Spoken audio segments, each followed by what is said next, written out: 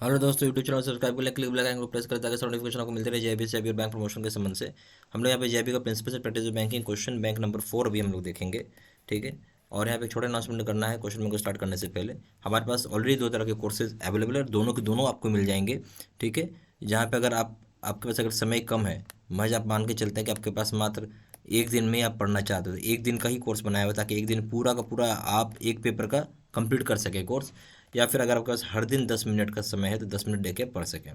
दूसरा है in depth video. इसको करने का मतलब है कि आपको 5 दिन का समय देना होगा तो कोर्स अच्छे से कंप्लीट हो पाएगा। और ये 75% नंबर लाने के लिए सफिशिएंट है। और शॉर्ट टर्म कोर्स करने का मतलब है 50% नंबर आपको 55% नंबर आराम से हंसते खेलते आ जाएगा।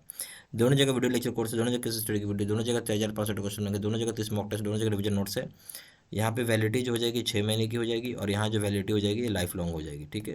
प्रिंसिपल्स का दाम है 800 रुपये, दाम है 1200 रुपये, अकाउंटिंग का दाम है 1000 रुपये, दाम है 1500 रुपये, लीगल का दाम है 800 रुपये, दाम है 1200 रुपये, कॉम्बो पे का दाम है 2000 रुपये, दाम है 3000 रुपये। चलिए पहला सवाल देखते हैं। Market provides a platform for trading of existing securities and price discovery there of.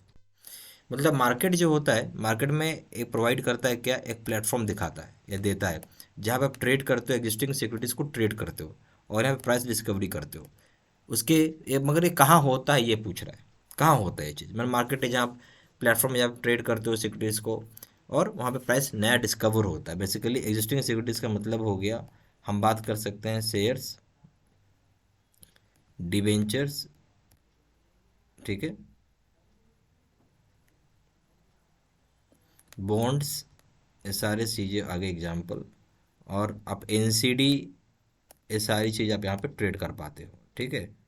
ठीक है। अब ऐसे पूछ रहा कहाँ हम कर पाएंगे। ए ऑप्शन है प्राइवेट मार्केट, बी ऑप्शन है सेकेंडरी मार्केट, सी ऑप्शन है money market, D option insurance market.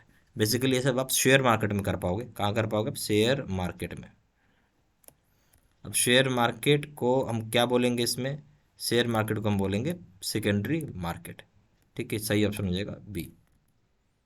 Question number 2.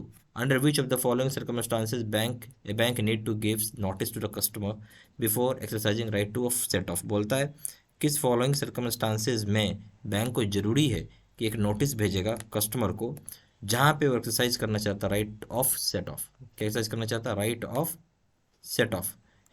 तो बोलता है किस सर्कमस्टांसेज में बैंक को नोटिस भेजेगा कस्टमर को जहाँ राइट टू सेट ऑफ होता है। राइट टू सेट ऑफ का मतलब ये हो गया कि बैंक अब आपका जो भी पैसा है वो जब्त करेगी। ठीक है। हो सकता है आपने लोन लिया, लोन नहीं चुकाया हो आपने, एक रीज़न ये भी होता है। तो इस चीज़ के लिए बैंक ऐसा करती है। तो ये ऑप्शन हो जाएगा व्हेन कस्टमर इज एक्सपायर्ड, जब कस्टमर मर गया। B option when customer has gone abroad indefinitely, विदेश चला गया, वो लौट ही नहीं रहा है वो। C option when guarantee order has been received, जो गारंटी ऑर्डर रिसीव होता है तो। डी ऑप्शन है when the attachment order has been received, कोई अटैचमेंट ऑर्डर रिसीव हुआ तो। पहले समझते हैं अटैचमेंट ऑर्डर क्या होता है। अटैचमेंट ऑर्डर इनकम टैक्स का ऑर्डर है। किसका ऑर्डर है, इनकम टैक्स का ऑर्डर है। ओके। ये इनकम टैक्स ऑर्डर देती है उसका है। हम बात करेंगे गार्नेसी ऑर्डर किसका है। गार्नेसी ऑर्डर हो गया कोर्ट का ऑर्डर होता है। ठीक है। जो हमारा देश का कोर्ट है उसका ये ऑर्डर है कुछ। ठीक है।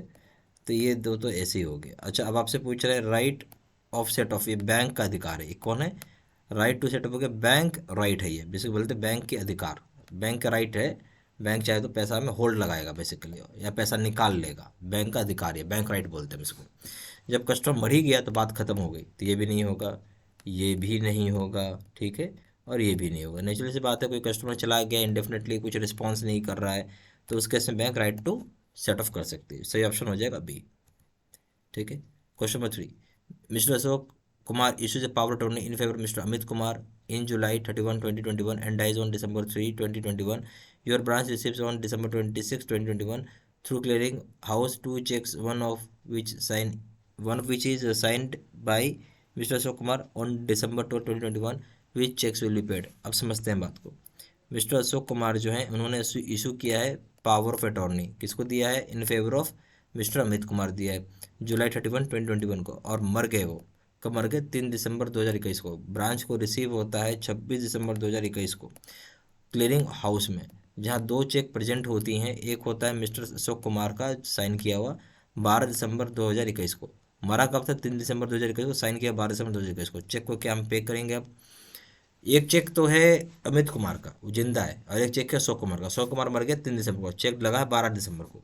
तो बोलता है क्या, मैंने 12 दिसंबर का साइन किया हो basically. Both the cheques will be paid if there is balance in the account, वो दोनों चेक को पे कर देंगे और बैलेंस होगा अकाउंट में। बी ऑप्शन है both the cheques will return, दोनों चेक को लौटा दिया जाएगा। ठीक है, सी ऑप्शन हो जाएगा यहाँ पे both sorry cheques signed by mister Amit Kumar will be paid as a cheque was signed before date, cheque जो होगा अशोक कुमार का पे कर देंगे क्योंकि चेक साइन मरने से पहले साइन किया होगा उन्होंने।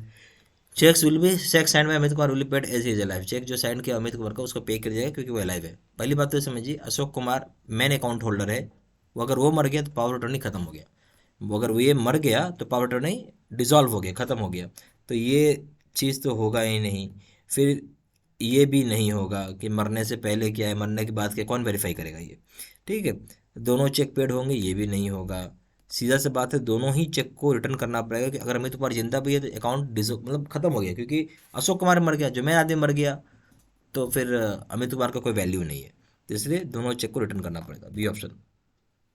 Question 4, certain category of banks in India are incorporated under the provisions of Companies Act 1956 which mainly include, बोलता है कि कुछ हमारे देश के जो कैटेगरी ऑफ बैंक्स है भारत में जिसको इनकॉर्पोरेट किया गया है, जो प्रोविजंस होती हैं कंपनीज एक्ट 1956 के तहत, जिसे मेनली इंक्लूड किया गया है। ए ऑप्शन है public sector banks, private sector banks and foreign banks. B option RRBs, private banks and foreign banks. C option है private banks and foreign banks. D option है private banks, foreign banks and cooperative banks. सही option क्या हो जाएगा आपसे पूछ रहा है, वो आपको बताना पड़ेगा। इस केस में जो सही ऑप्शन हो जाएगा वो हो जाएगा private banks and foreign banks को यहाँ पे स्पेशल प्रोविजन के तहत इनकॉर्पोरेट किया गया है, 4 का सी। क्वेश्चन 5 है, bank A and bank B have been combined into a single bank where bank A survived and bank B lost its corporate identity, this is called. बोलता है बैंक ए है और बैंक बी है, दोनों को कंबाइन करके एक सिंगल बैंक बनाया गया है। बैंक ए तो बच गया बट बैंक बी की आइडेंटिटी जो है वो खत्म हो गई, इसको हम क्या बोलेंगे। A option alliance, B option merger, C option acquisition, D option consolidation. क्या हो जाएगा आप बताइए सही ऑप्शन। जब ए बैंक बढ़ गया और फॉर्म हो गया सिंगल बैंक में और बी ने अपना आइडेंटिटी लूज कर लिया, नेचुरल सी बात है, इस चीज़ को हम क्या बोलेंगे यहाँ पे, मर्जर बोलेंगे। ये कुछ नहीं, मर्जर हो गया। हम्म? यानी यहाँ पे ए था, ए प्लस बी, ठीक है, और बी का आइडेंटिटी खत्म हो गया, अब सिंपली ए ही बचा, तो हम इसमें क्या होता है, मर्जर होता है, इसको हम क्या बोलते हैं, merger. Okay, B option. Question number 6, which one of the following is true statement regarding organization ethics. अब समझना होगा आपको, यहाँ क्या बोलता है, ट्रू स्टेटमेंट, सही स्टेटमेंट बताइए जहाँ हम बात कर रहे हैं रिगार्डिंग ऑर्गेनाइजेशनल इथिक्स का। ए ऑप्शन है as long as officer and employee behaviour meet the requirements of the law the organization can be considered to have a functioning system of ethical behaviour. बोलता है जब तक officer, जब तक जो है यहाँ पे बोलता है जब तक जहाँ पे ऑफिसर और एम्प्लॉय बिहेव करेंगे और रिक्वायरमेंट जो होगा लॉ का पूरा करते रहेंगे, तो ऑर्गेनाइजेशन जो होगा कंसिडर करेगा क्या, कि फंक्शन कर रहे हैं सिस्टम में बिल्कुल एथिकल बिहेवियर के रूप में। बी ऑप्शन है strong sense of ethics on the part of employees who are in the best position to appropriate cash and other assets is the most vital part of functioning system of ethical behaviour. बोलता है एक बहुत ही strong sense होता है ethics का, जो कि part होता है एम्प्लॉयज़ का, जो कि बेस्ट पोजिशन पे होगा जहाँ अप्रोप्रिएट कैश और दूसरे तरह के एसेट्स होंगे, जो कि बहुत ही वाइटल पार्ट होगा फंक्शनिंग सिस्टम का एथिकल बिहेवियर में। सी ऑप्शन है if an organisation has a strong code of ethical conduct in place the role of employee training can be downplayed. बोलता है जहाँ ऑर्गेनाइजेशन में एक strong code of ethical conduct होगा place में, जो रोल होता है एम्प्लॉय ट्रेनिंग का उसको डाउन प्ले किया जा सकता है। डी ऑप्शन है paying attention to whistle blowers plays a significant role in maintaining an effective ethical atmosphere. जहाँ अटेंशन पे करते हो विसल ब्लोअर्स को, तो ये प्ले करते हैं सिग्निफिकेंट रोल जहाँ मेंटेन किया जाता है इफेक्टिव एथिकल एटमॉस्फेयर को। तो सही ऑप्शन क्या हो जाएगा, आपसे वो पूछ रहा है इसमें। तो इस केस में जो सही ऑप्शन हो जाएगा वो हो जाएगा आपका डी। नेचुरल सी बात है कि अगर जो विसल ब्लोअर की हम बात कर रहे हैं, ठीक है, क्या बात करें विसल ब्लोअर का, तो उसको नेचुरल सी बात है अटेंशन देना पड़ता है क्योंकि बहुत ही सिग्निफिकेंट रोल प्ले करता है जहाँ मेंटेन करना होता है इफेक्टिव और इथिकल एटमॉस्फेयर को। D option. Question number 7, which of the following is one of the social sins listed by Mahatma Gandhi. इसमें से बोलता है कि कौन सा ऐसा सोशल सीन है, मतलब जिसको बोलेंगे बुराई है, जो कि महात्मा गांधी के द्वारा बताया हुआ है इसमें। ये पहला पॉइंट, पॉलिटिक्स विदाउट प्रिंसिपल्स, दूसरा पॉइंट है पॉलिटिक्स विदाउट वर्क, तीसरा पॉइंट है कॉमर्स विदाउट मॉरलिटी। ए ऑप्शन है 1 and 2, बी ऑप्शन है 1 and 3, सी ऑप्शन है 2 and 3, D option 1 and 2 and 3। जो महात्मा गांधी के हिसाब से समाज की बुराई के बारे में बताया गया है, पॉलिटिक्स विदाउट प्रिंसिपल्स, ये भी सही है। वेल्थ विदाउट वर्क, बिना पैसा किए मेहनत के वेल्थ हो गया। तीसरा ऑप्शन है कॉमर्स विदाउट मॉरलिटी, कॉमर्स बिना मॉरलिटी के है। तो सही ऑप्शन क्या हो जाएगा? D. Question number 8. Your branch has received a garnishee order in the name of your customer having saving bank account with the following transaction. Which among these is not subject matter of the garnishee order?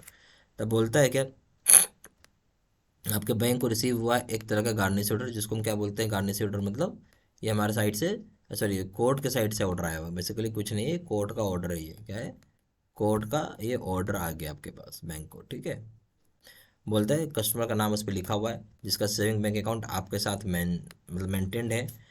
अब यहाँ बोलता है कौन सा इसमें subject होगा, ऐसा कौन सा ट्रांजेक्शन होगा जो कि गार्निशी ऑर्डर में नहीं आएगा, है ना, नॉट सब्जेक्ट है। पढ़िएगा शब्द को ध्यान से, नॉट सब्जेक्ट है। अब ये ऑप्शन है the subject, sorry, an advice ready for dispatch to another branch after debit to the account in payment of cheque. बोलता है कि एडवाइस रेडी कर दिया गया डिस्पैच करने के दूसरे ब्रांच में, जहाँ पे डेबिट के बाद अकाउंट को करना है पेमेंट इन ऑफ चेक को, ठीक है। बी ऑप्शन है advice received for cheque which was sent in collection, मतलब कोई एडवाइस रिसीव हुआ है चेक में, इसको कलेक्शन के लिए भेजना है from another branch but not created to account, मतलब कोई दूसरे ब्रांच से जो कि अकाउंट में क्रिएट नहीं हुए अभी तक। सी ऑप्शन है cheque in clearing the amount has which has been created to account, मतलब जो चेक है क्लियरिंग में जिसका अमाउंट को क्रिएट करना पड़ेगा अकाउंट में, जो क्रिएट हो गया अकाउंट में। डी ऑप्शन है an amount of rupees 4,000 relating to his wife's account created by mistake to the account of customer. बोलता है जो अकाउंट है 4,000 रुपये का, जो क्रेडिट करता है उसके वाइफ के अकाउंट में क्रिएट हो गया मिस्टेक से, किसी कस्टमर मिस्टेक हो गया, मिस्टेक से कस्टमर के अकाउंट में क्रिएट हो गया। अब बताइए, यानी वाइफ को क्रिएट होना था, गलती से उसी कस्टमर को क्रिएट हो गया। अब इसमें सही ऑप्शन क्या होगा? यानी जो गार्निशी ऑर्डर का सब्जेक्ट मैटर में नहीं आएगा।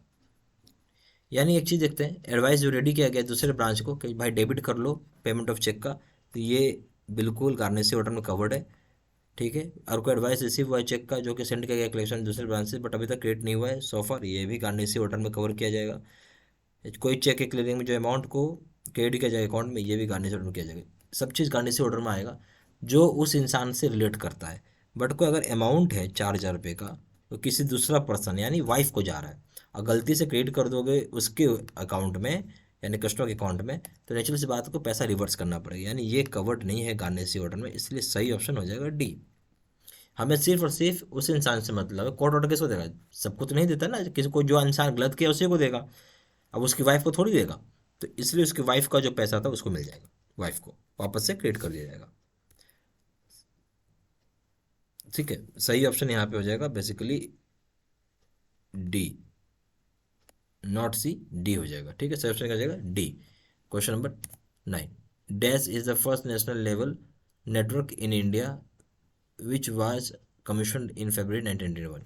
बोलते हैं ऐसा कौन सा पहला नेशनल लेवल का नेटवर्क है भारत में जिसको कमीशन किया गया था फरवरी 1991 में? पहला ऑप्शन है इंटरनेट, दूसरा ऑप्शन है आई नेट, तीसरा ऑप्शन है बैंक नेट, चौथा ऑप्शन है वी सेट। अब आप बताइए सही ऑप्शन क्या हो जाएगा? आई नेट, ठीक है, सही ऑप्शन हो जाएगा I net. B, sorry C bank net, not I net, bank net सही है। यहाँ हो जाएगा क्या? सी बैंक नेट हो जाएगा, ये मिस्टेक हो गया मेरे से। सही ऑप्शन क्या है? Bank net, not I net. जो पहला नेशनल लेवल नेटवर्क भारत में जो कमीशन किया गया था फरवरी 1991 में, वो है आई नेट, सॉरी बैंक नेट, वो क्या है? बैंक नेट, याद रखिएगा। क्वेश्चन नंबर 10 है impact of IT on banks can be. बोलता है जो इम्पैक्ट होता है आईटी का बैंक्स में, उसको हम कैसे करेंगे? ए ऑप्शन है change in organisation structure, B option है change in organisational orientation, change in service delivery channel. तो सब हो जाएगा। बोलता है कि जो इम्पैक्ट आईटी का बैंक में वो दिख रहा है, चेंज इन ऑर्गेनाइजेशनल स्ट्रक्चर हो जाएगा, चेंज इन ऑर्गेनाइजेशनल ओरिएंटेशन हो जाएगा, change in service delivery channel हो जाएगा। सही ऑप्शन हो जाएगा ऑल ऑफ दिस, क्योंकि आईटी की वजह से सब जगह चेंज आ रहा है, ठीक है। D option.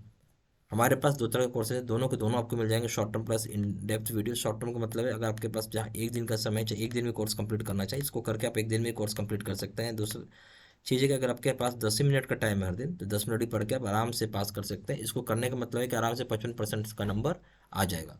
In depth video का मतलब है कि थोड़ा डिटेल ज़्यादा रहेगी, इसको करेंगे तो आपको 5 दिन का समय लगेगा। और इसको करने का मतलब ये है कि आप 75% नंबर कम से कम आपको टारगेट लेके चलना होगा, यानी इतने आ जाते हैं। दोनों जगह वीडियो लेक्चर कोर्स है, दोनों जगह कैसे स्टडी की वीडियो है, दोनों जगह 13,500 क्वेश्चन बैंक है, दोनों जगह 30 मॉक टेस्ट, दोनों जगह रिवीजन नोट्स है। यहाँ पे जो वैलिडिटी हो जाएगी 6 महीने का, यहाँ जो वैलिडिटी हो जाएगा यह है लाइफ लॉन्ग, ठीक है। अकाउंट प्रिंसिपल का दाम 800 रुपये, दाम है 1200 रुपये, अकाउंटिंग का दाम 1000 रुपये, दाम है 1500 रुपये, लीगल का दाम 800 रुपये, 1200 रुपये, कॉमन पे का दाम है 2000 रुपये, दाम है 3000 रुपये, ठीक है।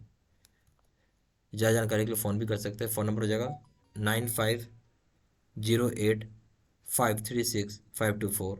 वेबसाइट में जाकर डायरेक्टली ऑनलाइन ऑर्डर प्लेस कर सकते हैं। वेबसाइट हो जाएगा www.jbsavimedc.com, email ID हो जाएगा sedsena123@gmail.com। ये सारी इन्फॉर्मेशन मैंने इसी वीडियो के डिस्क्रिप्शन बॉक्स में डाल दिया। Thank you very much.